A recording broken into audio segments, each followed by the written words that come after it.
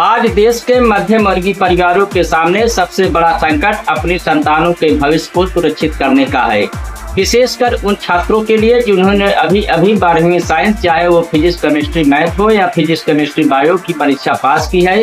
एक तरफ हमारे सामने टाटा कंसल्टेंसी सर्विसेज जैसी दिग्गज IT कंपनी की खबर है, जो 20,000 जर्नलिस्ट सॉफ्टवेयर प्रोफेशनल को बाहर का रास्ता दिखाकर करोड़ों रुपए के पैकेज पर 8,900 AI इंजीनियर्स की नई फौज खड़ी कर रही है।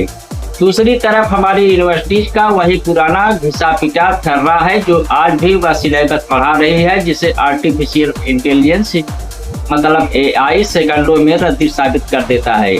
नमस्कार, मैं हूं शारदा प्रसाद तिवारी। आप देख रहे हैं संपूर्ण स्वराज न्यूज।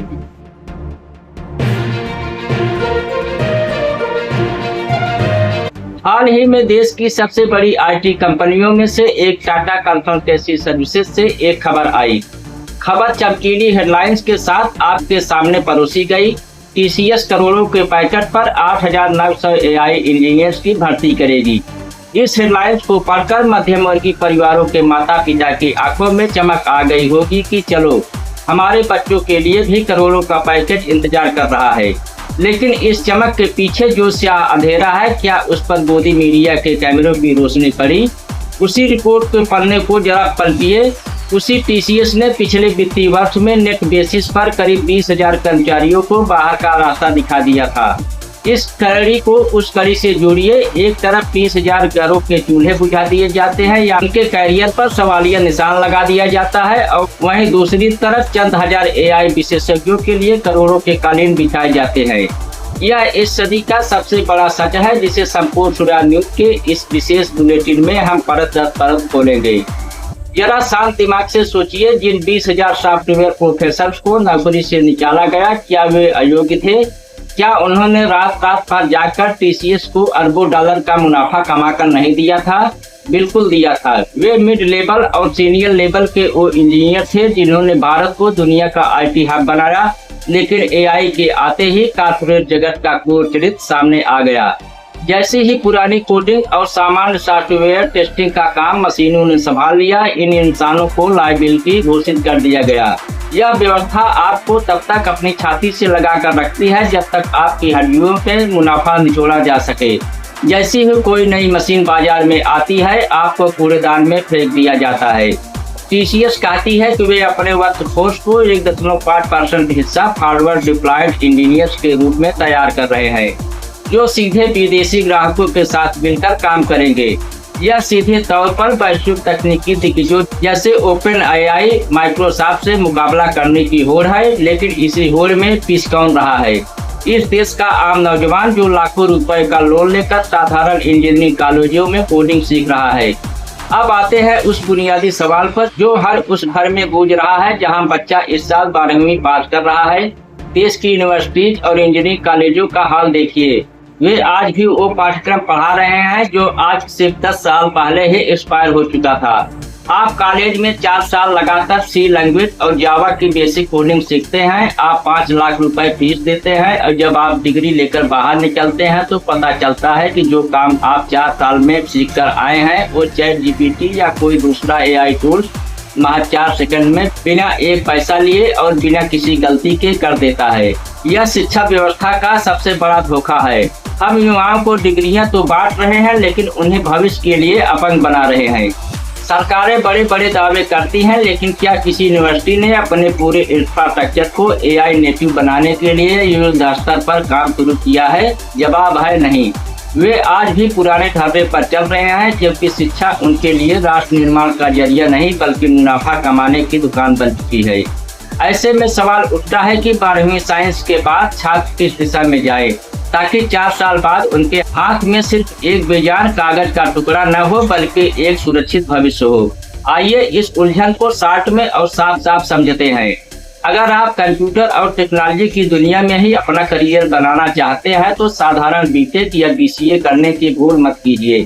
साधारण जावा, C लैंग्वेज या बेसिक वेब डेवलपमेंट का काम अब AI टूल्स खुद कर लेते हैं। आपको सुपर स्पेशलिस्ट बनना होगा। AI, ML और डेटा साइंस जो मशीनें दूसरों की नौकरियां खा रहे हैं, आपको उन मशीनों को डिजाइन करने और चलाने की पढ़ाई करनी होगी। टीसीएस आज इन फॉरवर्ड डिप्लॉयड इंजीनियर्स को करोड़ों दे रही है, वो इसी बैकग्राउंड से आते हैं। साइबर सुरक्षा और एथिक हैकिंग जैसे बड़े बड़े दुनिया की डाटा डिजिटल हो रहा है, वैसे वैसे डेटा चोरी और हैकिंग का खतरा बढ़ रहा है।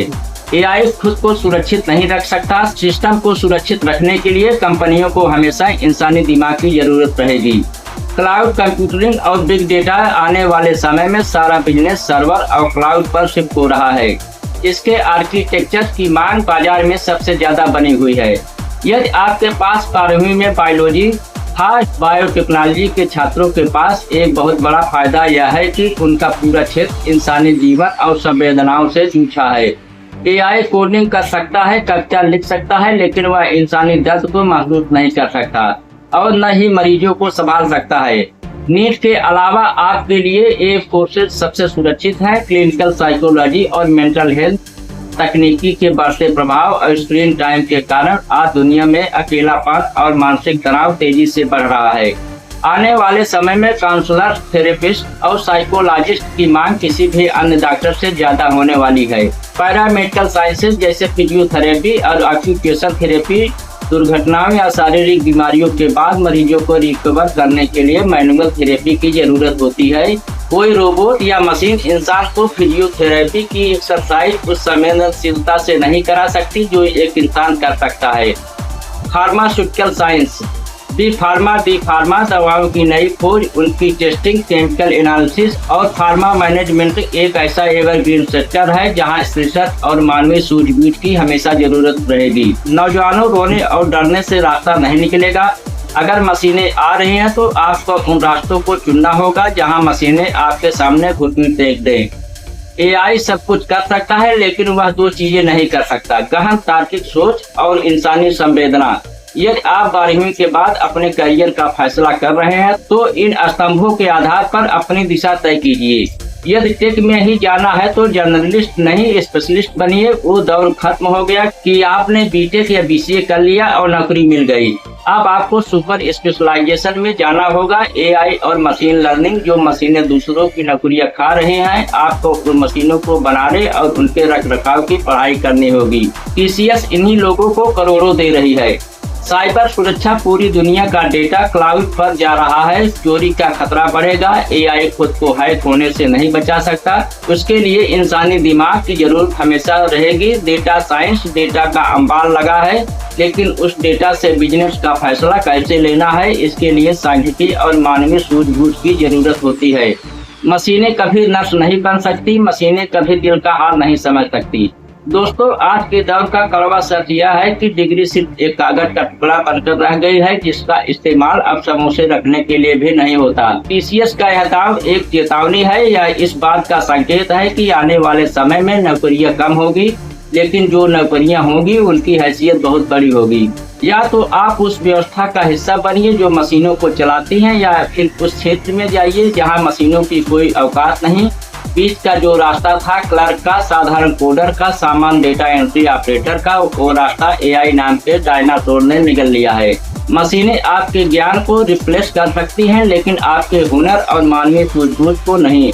आप चाहे बीटेक करें, बीसीए करें या फार्मेसी करें, कॉलेज की थ्योरी और किताबों के भरोसे बैठना बंद कर दीजिए। अपनी पढ़ाई के पहले दिन से ही किसी एक व्यवहारिक हुनर पर काम करना शुरू कीजिए। खुद से हर एक दिन सवाल पूछिए कि जो काम मैं आज सीख रहा हूँ, क्या उसे कोई कंप्यूटर प्रोग्राम मुफ्त में कर सकता है?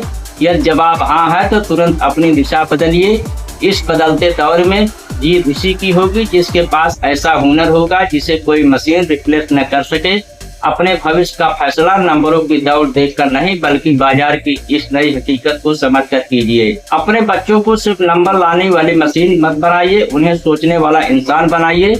जब तक इस देश का युवा सवाल पूछना और खुद को बदलना नहीं सीखेगा, तब तक कॉर्पोरेट की एक कंपनियां 20,000 की छटनी करती रहेंगी और हम करोड़ों के चंद पैकेटों को देखकर तालियां बजाते रहेंगे। सोचिएगा जरूर। नमस्कार, जय हिंद।